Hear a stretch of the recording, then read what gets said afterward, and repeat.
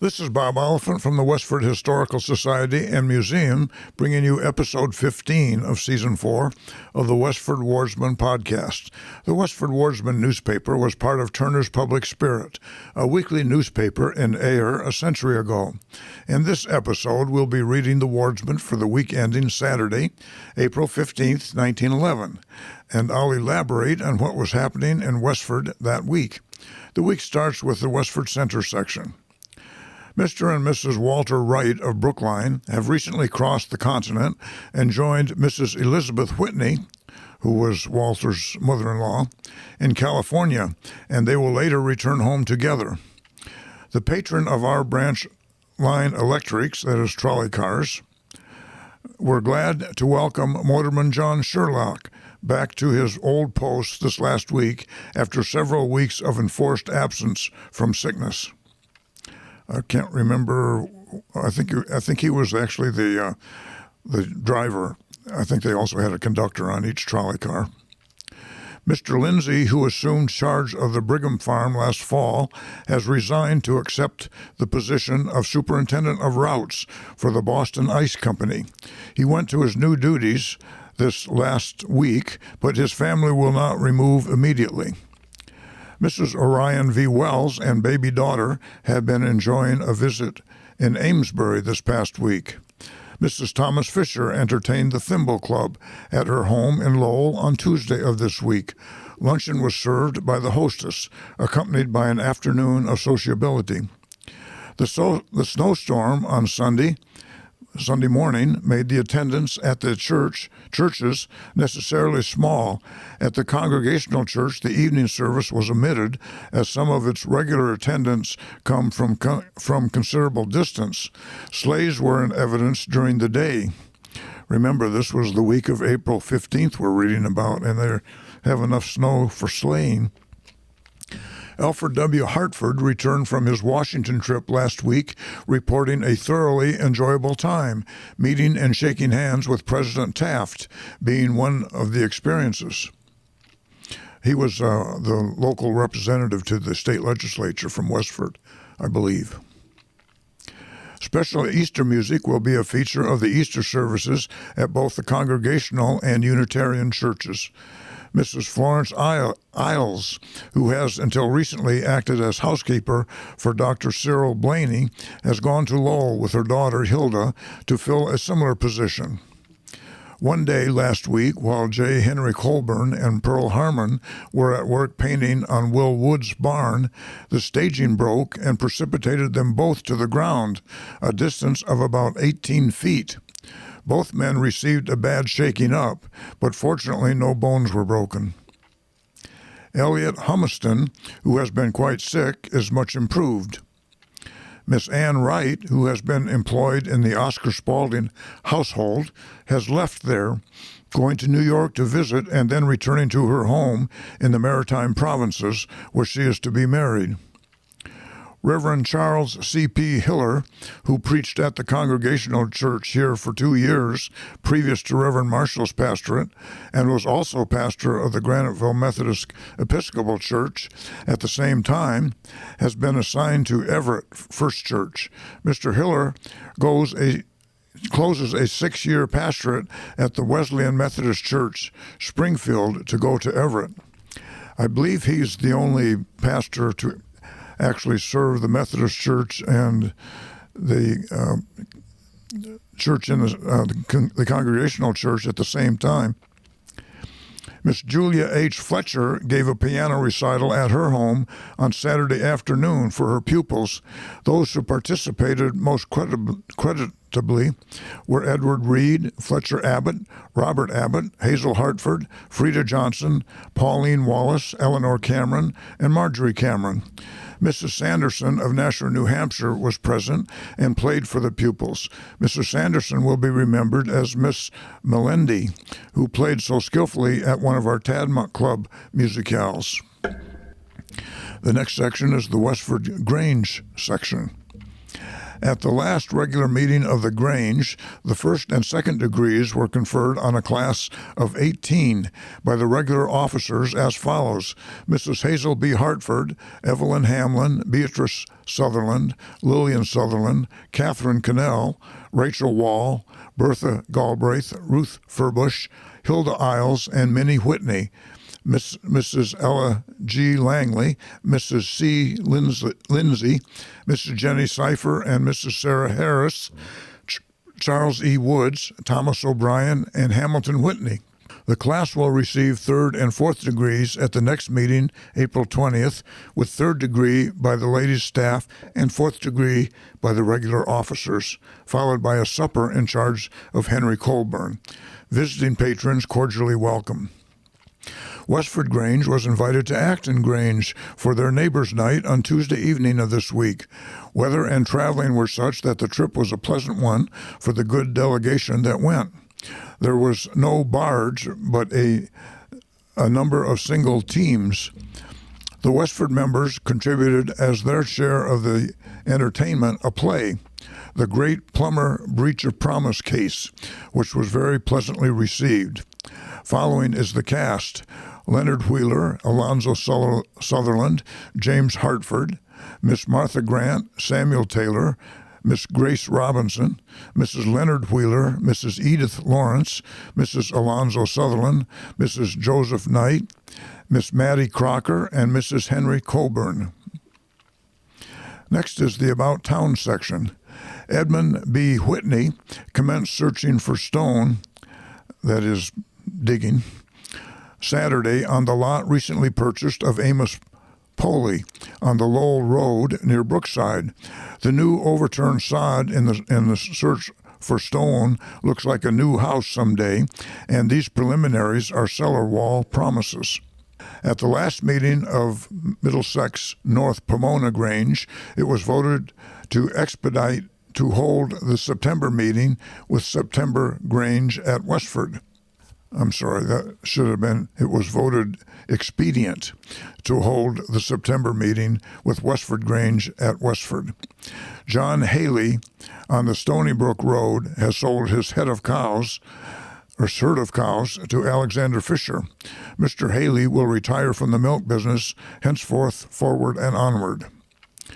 The weather kicking up objections, the attendance at the Board of Trade meeting on Wednesday evening at Town Hall had to be counted as scattering. Edward Fisher presided, and Charles Prescott was recorder of thoughts. Several committees reported, quote, things were coming our way, end quote. The Street Lighting Committee stirred up the most good-natured fighting enthusiasm. The committee are making an effort to have street lighting continuous from Westford to Lowell via Brookside, West and North Chelmsford, following the line of the electric railway. So far, the only remonstrant heard from was expense.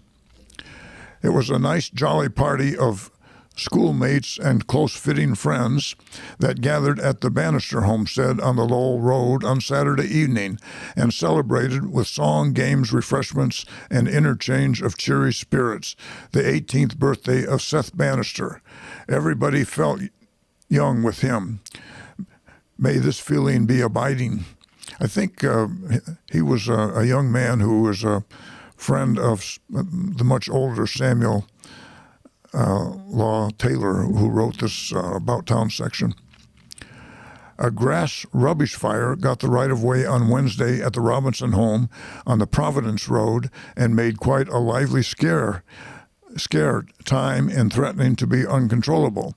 It met a subdued feeling before much damage was done. It's not to be confused with the Colonel John Robinson home on Robinson Road. At a meeting of the Westford Athletic Association held at the Town Hall on Wednesday evening, the following officers were elected: Edward Fisher, President; Charles Troll, Vice President; William Taylor, Secretary; J. Herbert Fletcher, Treasurer; Oscar Spaulding, Edward Hamlin, Walter Merritt, Edward Hanley, and Alfred Hartford, Directors. The writer acknowledges with permanent exhilaration and closely fitting the framework of his temperament the receipt of a copy of the pamphlet entitled, quote, The Groton Community, end quote, from Edward A. Richardson of Ayer. McAllister F. McDougall, one of our academy boys and student at the Agricultural College at Amherst, has, by good marks in studies and good marksmanship and rifle practice, become a member of the college rifle team. He stands high in the team, and the team stands high in the sporting world, having defeated all teams but one. Young McAllister will spend the summer with his old schoolmate, George A. Drew, at Greenwich, Connecticut. I think his given name was Alistair, not McAllister, which was probably an invention of Samuel Taylor, the author. At least it appears as Alistair in all the other appearances, which are quite a few, in the Westford Wardsman. Donald J. McLeod has sold his farm at Parkerville to a Mr. Gates of Lowell. Mr. McLeod will leave town and reside with relatives on the Cape and engage in the ice cream industry. Andrew Carlson of West Chelmsford, while handling stone at the quarry of the Herbert E. Fletcher Company on Oak Hill, had the walking capacity of his foot badly interfered with by falling stone last Saturday. Dr. Wells arrived and dressed his foot in a style that it has not worn for years. The next section is entitled Public Hearing. There will be a public hearing at the Brookside Station on Monday, April 24th, before the Railroad Commissioners in regard to contemplated changes on the railroad bridge on the Stony Brook Road that spans the Stony Brook Highway. The bridge has been considered unsafe, and recently extra supports have been placed under the bridge and in the highway, sufficient to make it necessary to display lanterns at night, warning of danger.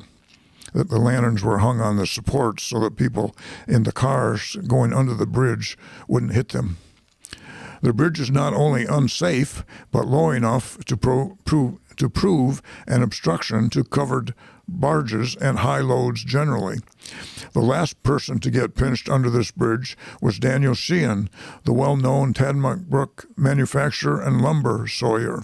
It was while moving his portable engine to Carlisle that he came to a standstill on account of the low bridge and too high an engine. Daniel will certainly be at the hearing. Next, we have the Forge Village section. Percy Wilson spent Saturday and Sunday visiting friends in Boston. Miss Luella Prescott returned to Andover last Sunday after visiting with her parents, Mr. and Mrs. Nelson Prescott. Palm Sunday was observed in Abbott Hall on Sunday morning. This was by St. Catherine's Church, which was still undergoing renovations. Reverend E.T. Schofield celebrated Mass, and the regular choir sang the service.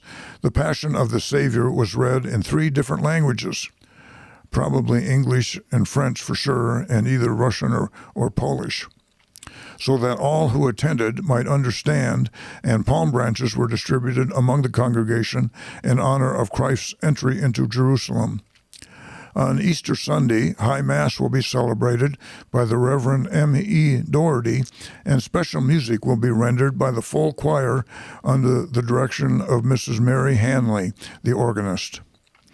Little Master Holt of Andover was the guest of his aunt and uncle, Mr. and Mrs. Richard Prescott, last week. The Mrs. Della Drake, May Cherry, Annie Orr, and Minnie White were the young ladies from this village who received the sacrament of confirmation at Ayer last week, Friday evening. This was probably at the St. Andrew's Episcopal Church, which was the sponsor of St. Andrew's Mission in Forge Village. Harry Lewis of North Littleton, New Hampshire, a former resident of this village, is visiting with Mr. and Mrs. Fred A. Sweat. In St. Andrew's Mission on Easter morning, Holy Communion will be administered at 8:45 o'clock. Reverend Bumpus having charge. Special music will be sung by the full-vested choir. At 3:15 o'clock Sunday afternoon, the children's service will take place, followed by baptism. At 4:15 o'clock, evening prayer will be held. Reverend Bumpus will preach.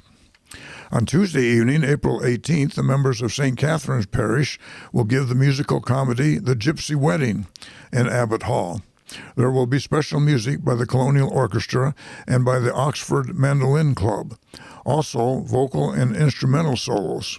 Dancing will follow the entertainment, and ice cream and cake will be served.